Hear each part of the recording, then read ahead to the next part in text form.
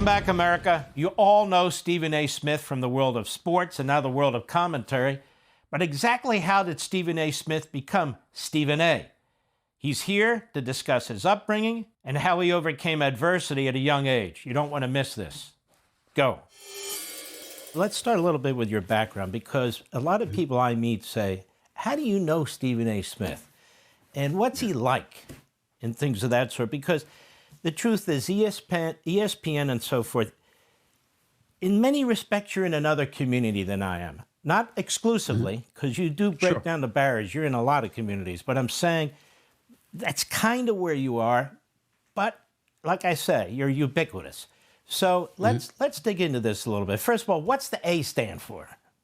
Anthony. Stephen Anthony Smith. That's my name. And you use the A.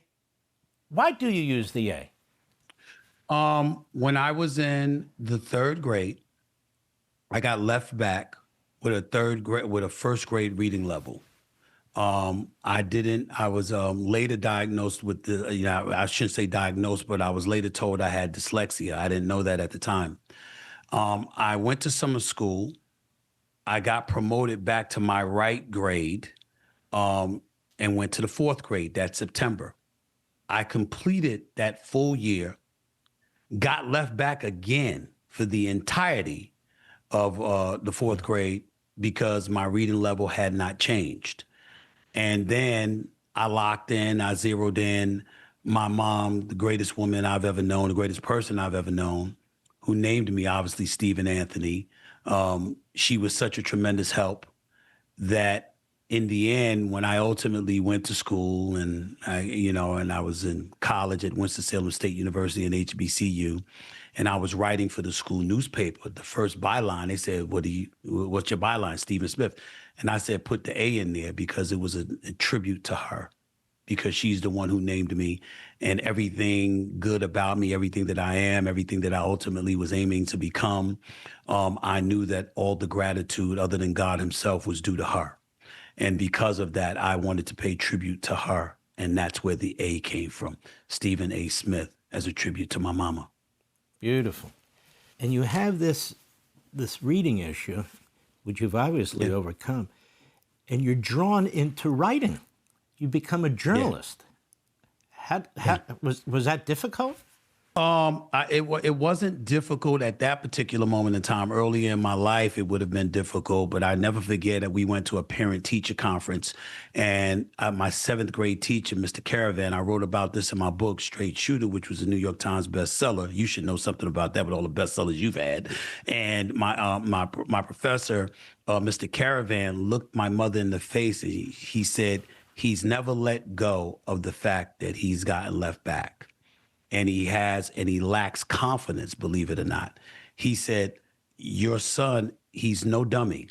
That's not the issue. The issue is that he drifts. If he's bored, he doesn't pay attention and he's not listening. And because of that, he finds himself in a quandary. It's not because he doesn't comprehend, it's that he never listened to begin with.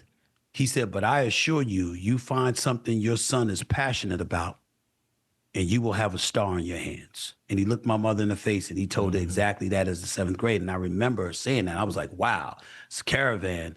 I'm living in an inner city community, this white guy that's teaching the seventh grade, and he's saying this stuff about me. And I said, well, maybe I can. And I knew that I loved sports. So I would start talking and writing about sports. And the writing part and the talking part just came very, very easy to me. So because of that, I learned that I could write when I'm passionate enough to be informed enough about what I'm talking about. And from that moment forward, my confidence was not an issue.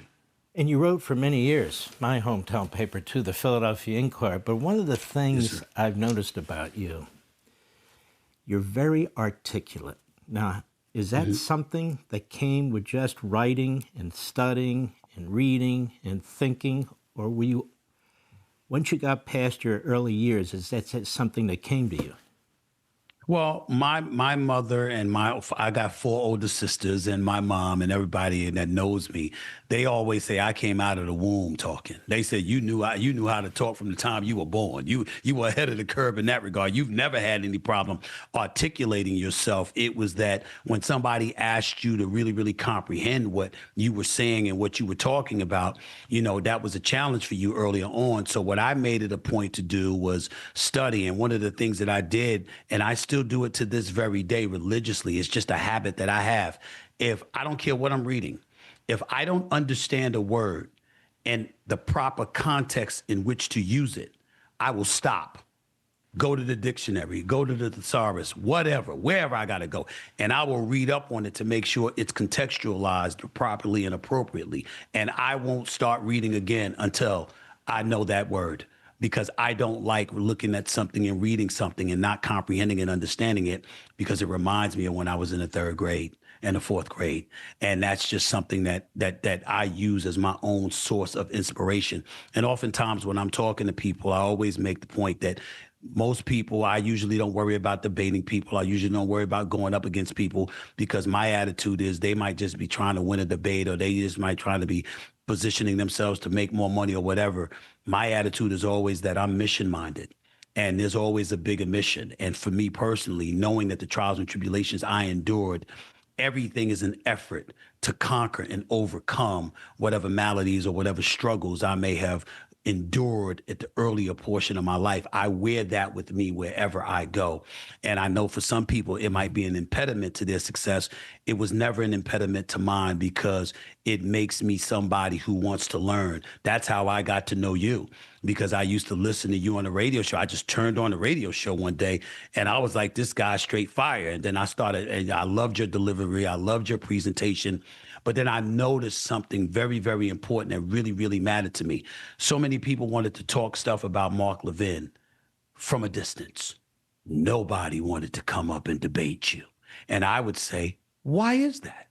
If he's so wrong and you don't believe what he has to say and you're so against what he has to say, why won't you sit in front of him and debate him? Because usually somebody that's easy to beat in a debate, everybody wants a piece of. Nobody wanted a piece of you. And from that point forward, I started listening to you religiously and listening to your shows every chance I got. And that's how we got to know each other, because I ultimately ran across for you in a broadcast conference and you couldn't believe that I was a fan of your show. But I used to listen to it all the time in your car, because I like that. And I like folks like that. It's not about agreeing or disagreeing. It's about respecting where they're coming from, knowing that they're edified, that they're informed, and most importantly, that they have something to say. And when they deliver it with passion and a fervor, that's something that resonates with me. It always has, and it still does to this very day. Let me ask you this, Stephen A. Every day, sports. They do other things now, and I'm going to get into that. We got plenty of time. Everyday sports. I watch your show First Take, and I'll tell you, it's interesting you said that about me, because I see a lot of that in you. I watch your show. You have some regulars on, and then you bring some other people on. But, the events are changing all the time. How do you make that so intriguing and fascinating? Because when I watch you and your show, it's not just about sports. It's about personalities. It's about interaction. Sometimes you'll bring in other subjects and so forth and so on. Is that you? Is that intentional? Is that thought through? What is that? It's me. It's me. The way that I talk is the way that I talk, but I'm mindful of being heard, not just listened to. I think we have a lot of people that just want to talk, but they don't care whether or not you're truly hearing them and what you're saying, whether or not it's really resonating with that person that you're talking to. I'm the opposite. It matters to me to make you care, to make you be enthralled with what I have to say. So it's not just the information, but it's also the presentation and the delivery. It's something that I'm mindful of. It's something that I'm cognizant of. I've always had it according to my family, my friends, my loved ones. But as I've grown older, I realize the importance of it, because when you want to impact lives, you have to make sure that you're being heard, that they're listening to what you have to say, and they're really absorbing where you're coming from.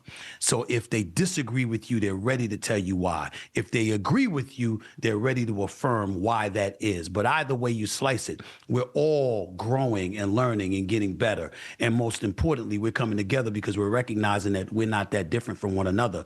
As a black kid growing up in the streets of Hollis, Queens, New York City, I've always told people, when you grow up, and I don't care what ethnicity you are, if you grow up in an impoverished background surrounded by your own, you tend to adopt the feelings of what everybody around you have. Well, I was blessed and fortunate enough because I had a mother that didn't play that. My mother was very independent in her thinking. She prided her children in being that way.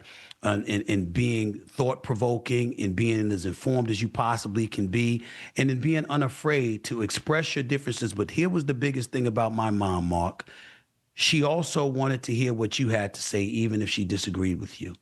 And me being a black kid from the streets of New York, my grandmother was white. And my grandmother was a white woman named Carmen Brady from St. Thomas, Virgin Islands. And my mother and father never mentioned race in my house. My grandmother did when I would go to the islands. And as a white woman, she would say to me, here's what real racism looks like. So what happens is you see somebody and you'll see folks complaining about certain things and certain issues coming from my community. And I would be the one that would say, hey, that's not necessarily racism. They just don't like you. That's not us. It's you.